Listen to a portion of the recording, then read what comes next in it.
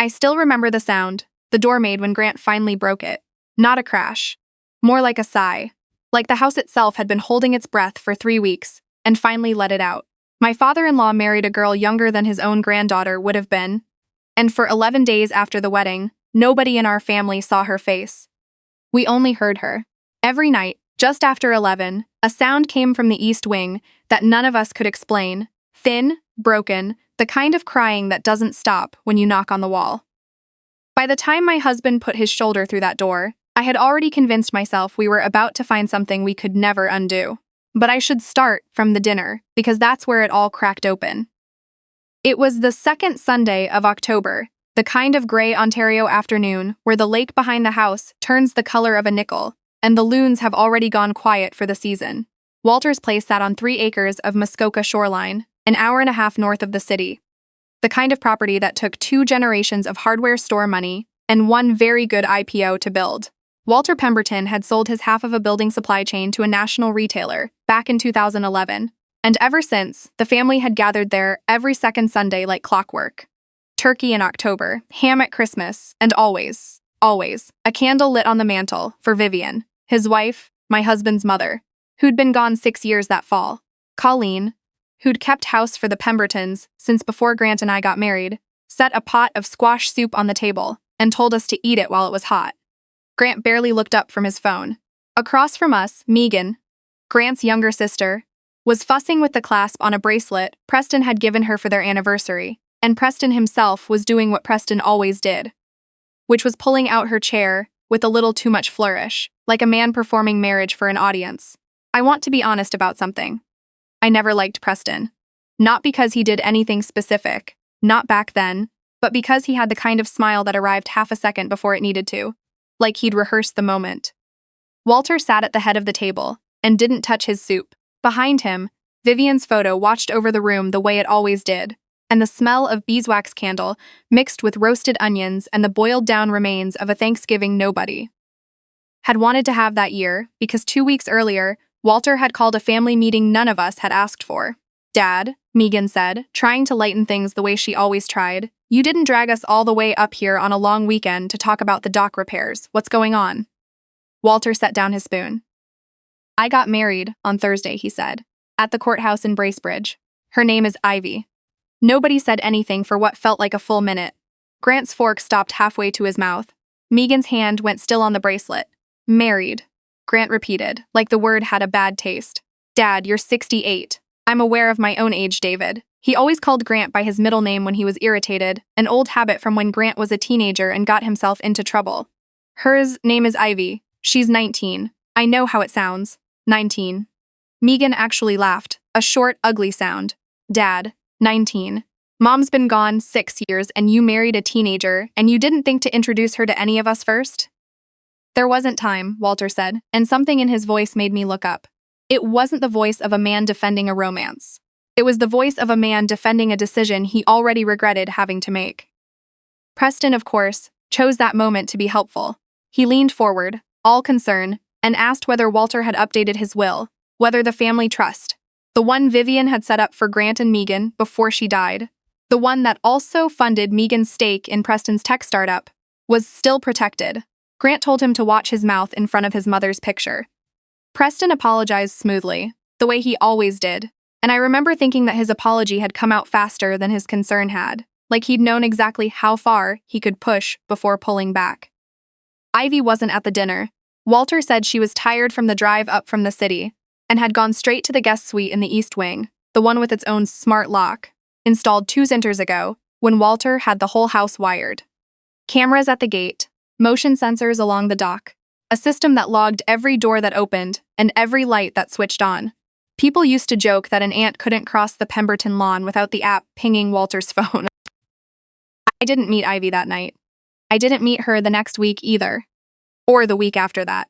What I did start to hear on the Sundays we came up was crying. Not the ordinary sound of somebody having a bad day. A specific, muffled, exhausted crying that came through the wall of the East Wing around 11 at night, when Grant and I stayed over in the room next to it. The first time, I told myself it was the wind off the lake, finding a gap somewhere in the old windows. The second time, I lay awake and counted the sounds. 3 nights running. The same hour, the same length, stopping abruptly like someone had put a hand over a mouth. I asked Colleen about it quietly in the kitchen while she was drying dishes that didn't need drying. She wouldn't look at me. Mr. Pemberton says the girl has trouble sleeping, she said. New house. New life. It's a big adjustment. Colleen. I kept my voice low. Have you actually seen her? Since the wedding. She hesitated long enough that I had my answer before she gave it. Once. Through the door, when I brought up a tray. That was the thing that started to eat at me.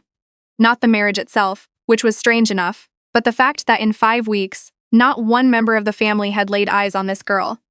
Walter brought meals up himself sometimes.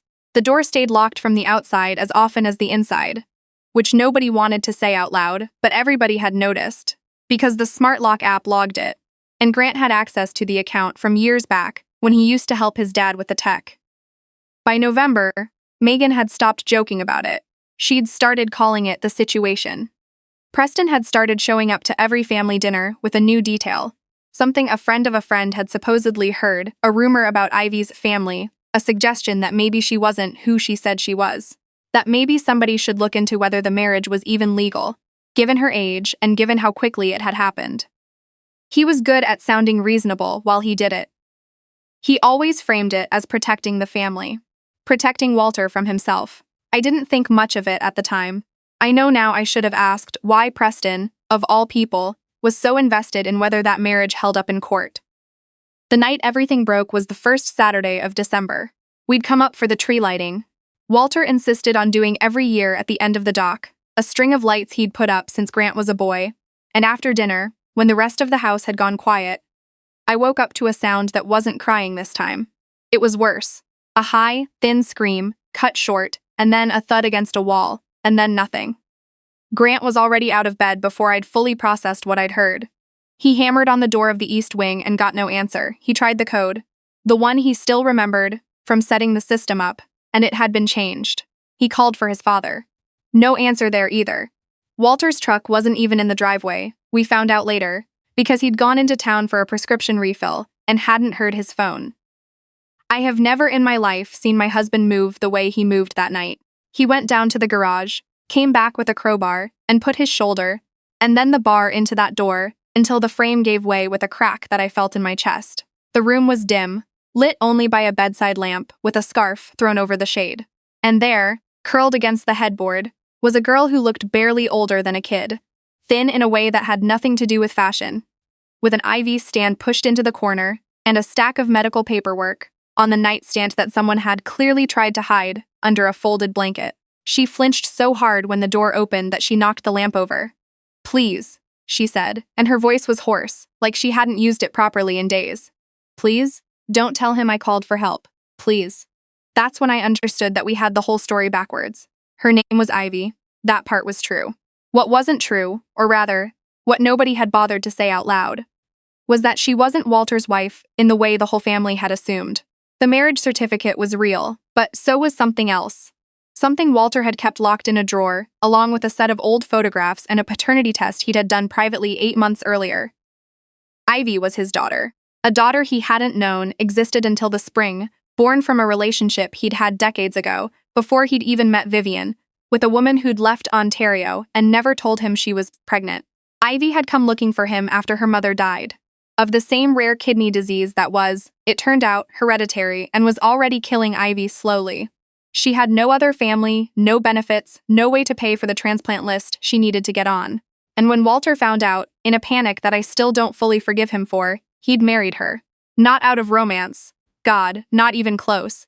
But because under Ontario's rules for emergency-dependent coverage, through his old benefits plan, and under the terms Vivian's estate trust required for any new dependent to be added, marriage was the fastest legal shortcut he could find to get her insured and protected before her condition got any worse. He'd been planning to tell us.